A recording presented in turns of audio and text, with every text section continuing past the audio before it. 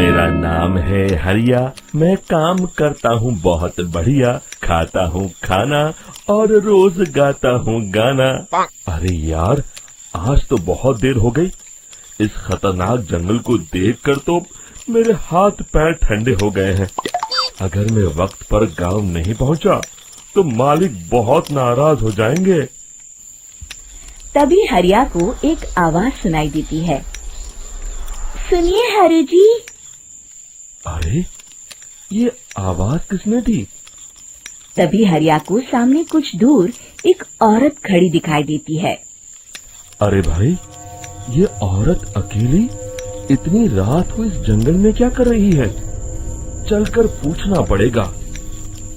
फिर हरिया अपनी बैलगाड़ी उस औरत के सामने लाकर रोक देता है और उससे पूछता है। अरे सुनिए, आप इतनी रात को इस खतरनाक जंगल में अकेली क्या कर रही हैं? तभी वो औरत मीठी आवाज में कहती है, अरे हरु जी, आप आ गए। मैं कब से आपका इंतजार कर रही थी। वैसे तो यहाँ से काफी लोग गुजर चुके हैं, लेकिन मैं खास आपका इंतजार कर रही थी। अच्छा, तुम सच कह रही हो? मुझे तो यकीन नहीं हो रहा है। वो क्या है ना, आज तक किसी ने मुझसे इतने प्यार से बात नहीं की। हाँ हाँ हरु जी, मैं सच कह रही हूँ। अब देर मत करिए और जल्दी से मुझे मेरे घर तक छोड़ दीजिए। हाँ हाँ, कौन सी बड़ी बात है, अभी छोड़ देता हूँ। आप मेरे पीछे बैलगाड़ी में बैठ जाइए और मुझे रास्ता बताते चलिए। फिर वो औरत हरिया की बैलगाड़ी में बैठ जाती है और हरिया बैलगाड़ी हाँकता हुआ आगे चल पड़ता है। फिर उस औरत के बताए हुए रास्ते पर चलते चलते हरिया बैलगाड़ी लेकर एक काली गुफा के आगे आकर रुक जाता है।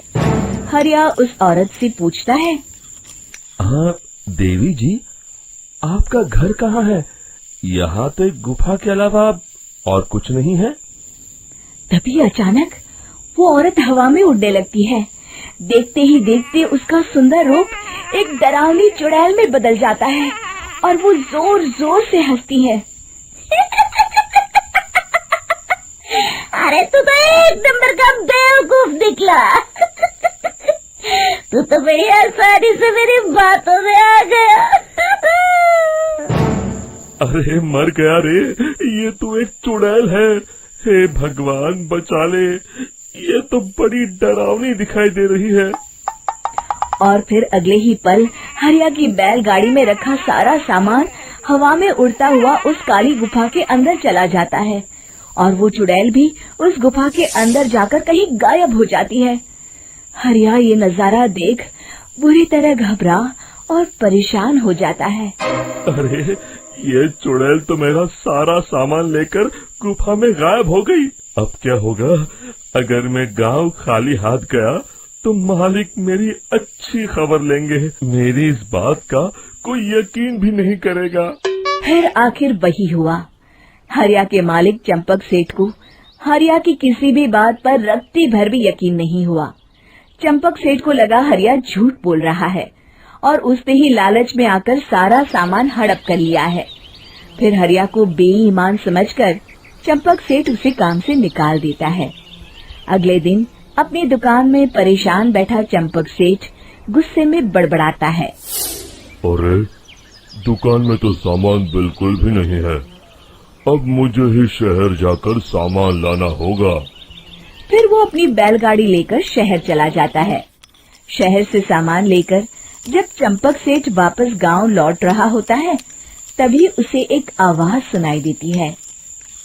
चंपक जी, ओ चंपक जी। अरे, ये तो कोई मेरा नाम लेकर मुझे पुकार रहा है।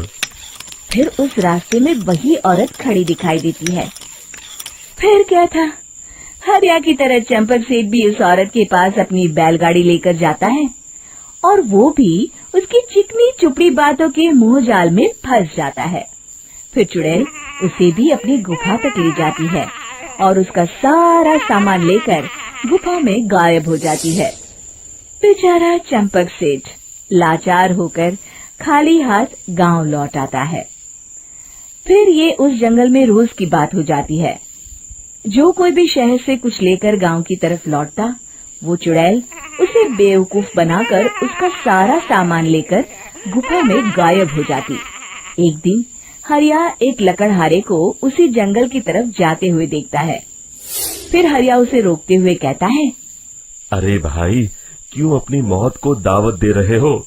मेरी बात मानो, आगे जंगल में मत जाओ, वहाँ एक बड़ी भयानक चुड़ैल रहती है।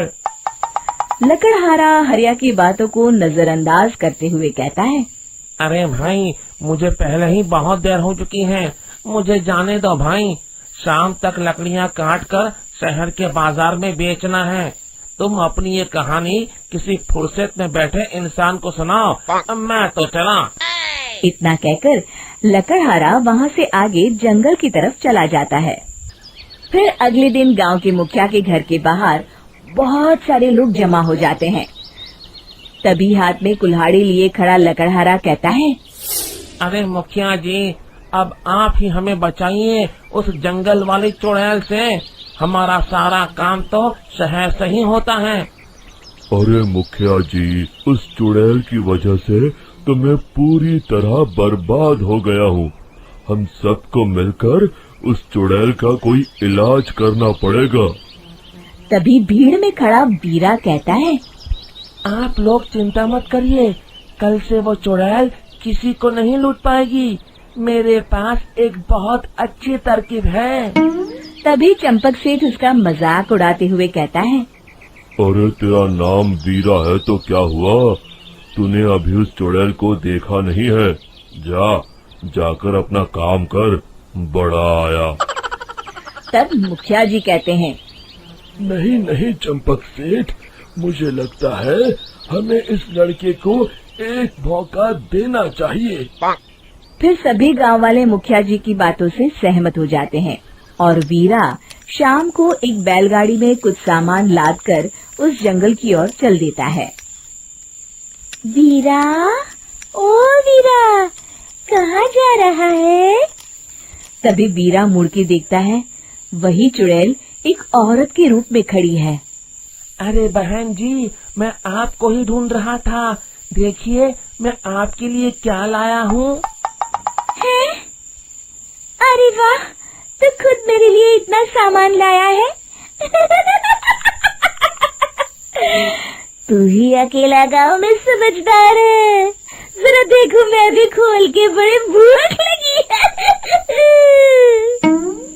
जैसे ही चुड़ैल उस सामान पर से कपड़ा हटाती है, एक भगवान शिव की तेज रोशनी उसके अंदर मूर्ति से निकलती है और चुड़ैल अपने असली रूप में आकर जलने लगती है। अरे मैं जल रही हूँ, बचाओ! बचाओ! ओम नमः शिवाय, मर गई मैं! देखते ही देखते वो चुड़ैल राख के साथ उड़ जाती है और सभी गांव वाले भी वहां जाते हैं। शिक्षा बुराई पे सदा अच्छाई की ही जीत होती है।